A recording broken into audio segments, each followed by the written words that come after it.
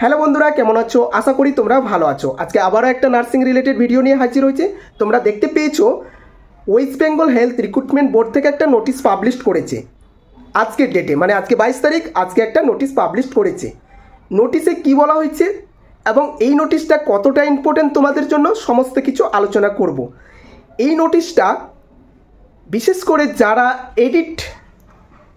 Edit করতে চাইছো, যাদের অ্যাপ্লিকেশনটা প্রবলেম হয়েছে, মানে ভুলভাল অ্যাপ্লিকেশন করেছো, তাদের জন্য খুব ইম্পর্টেন্ট। কারণ তোমরা কালকে যারা এডিট করতে যাচ্ছ, কি কি প্রসেসে তোমরা এডিট করবে, কি কি মাথায় রেখে, বিশেষ করে আমি বলবো কি কি মাথায় রেখে। মাথায় কেন বলছি, এই যে নোটিশের মাধ্যমে যেভাবে বলেছে যে কিভাবে তোমরা এডিট করবে, সমস্ত কিছু এই নোটিশের মাধ্যমে কিন্তু বলে দেওয়া হয়েছে। তাই নোটিশটা আমি বলবো ভালো করে ফলো করবে, দেন তোমরা এডিট করতে যাবে। চলো নোটিশে কি কি বলা হয়েছে সেটাই আজকে আলোচনা করব। ফার্স্ট এখানে জানিয়ে দিই, এই নোটিশটাতে বলা হয়েছে যে কালকে মানে হচ্ছে 23 তারিখ 10টা থেকে তোমরা এডিটের অপশান পেয়ে যাবে। এবার কথা হচ্ছে কারা এডিট করতে পারবে। সবাইকে এডিট করতে পারবে?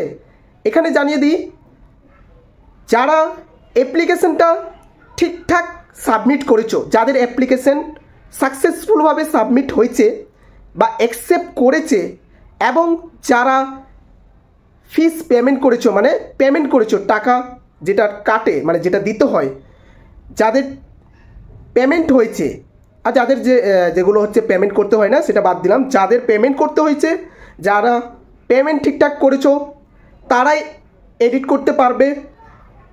যাদের অ্যাপ্লিকেশনটা অ্যাকসেপ্ট হয়েছে তারাই এডিট করতে পারবে। 2 নম্বর হচ্ছে এডিট তোমরা কালকে 10টা থেকে তোমাদের স্টার্ট হচ্ছে। তোমরা তোমাদের লগ ইন করে, মানে ওয়েবসাইটে যাবে, ওয়েবসাইট পোর্টালে বলতে ওয়েস্ট বেঙ্গল হেলথ রিক্রুটমেন্ট পোর্টালে যাবে। সেখানে তোমরা তোমাদের যে নাম্বার, জিমেল আইডি দিয়ে যে তোমরা লগ ইন করেছো সেখানে যাবে। যেভাবে তোমরা স্ট্যাটাস চেক করছো সেখানে দেখবে তোমাদের এডিটর অপশান তোমরা পেয়ে যাবে। তাহলে 23 তারিখ থেকে 25 তারিখ পর্যন্ত তোমরা একটা এডিটর অপশান পাচ্ছ।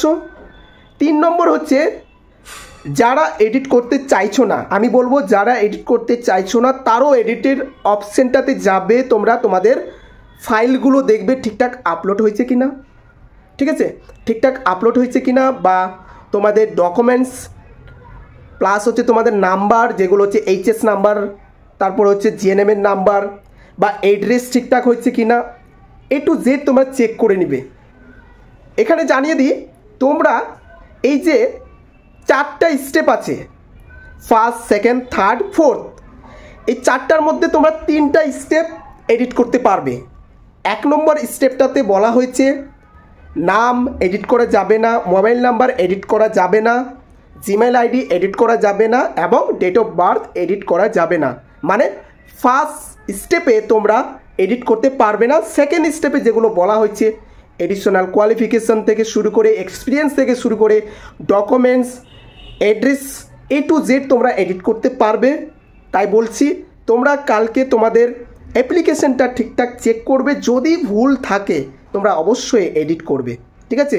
এটাই তোমাদের লাস্ট অপশান। এবং এখানে বলা হয়েছে যে একবার তোমরা এডিট করতে পারবে, অনলি ওয়ান্স টাইম তোমরা এডিট করতে পারবে। তাই কীভাবে প্রসেস ফলো করবে এখানে বলেছে। আগে তোমরা ভালো করে এডিট অপশানে গিয়ে ঠিকঠাক তোমাদের ডকুমেন্টস আপলোড হয়েছে কিনা, ঠিকঠাক তোমরা মার্ক ক্যালকুলেশন করেছো কিনা, A to Z দেখে শুনে সেভ করে রাখবে। লাস্টে তোমরা সাবমিট করবে, ফাইনাল সাবমিট তোমরা লাস্টে করবে। তো সবার কাছে কাস্ট সার্টিফিকেট চলে এসেছে, তোমরা সেটাও আপলোড করে দিবে, ঠিক আছে। বা যাদের এক্সপিরিয়েন্স প্রবলেম ছিল সেটাও তোমরা করতে পারো। তবে এখানে জানিয়ে দিই, এক্সপিরিয়েন্সটা আগের নোটিশে বলা হয়েছে যে এক্সপিরিয়েন্সটা ধরা হবে যখন তোমরা ফাইনাল সাবমিট করবে, সেই সময় থেকে তোমাদের ধরা হবে। এডিটের সময় কিন্তু তোমাদের এক্সপিরিয়েন্সের ডেটটা মানে হচ্ছে আর বাড়ানো যাবে না, শুধুমাত্র কারেকশন করতে পারবে। এটা না যে তোমরা বাড়াতে পারবে না, এক্সপিরিয়েন্সটা কারেকশন করতে পারবে ভুলভাল হলে, ঠিক আছে। আর ডকুমেন্টস যেগুলো আপলোড করতে বলেছি সেভাবেই তোমরা করবে। ভালো থাকবে, সুস্থ থাকবে, দেখা হচ্ছে পরবর্তী একটা নার্সিং রিলেটেড ভিডিও নিয়ে।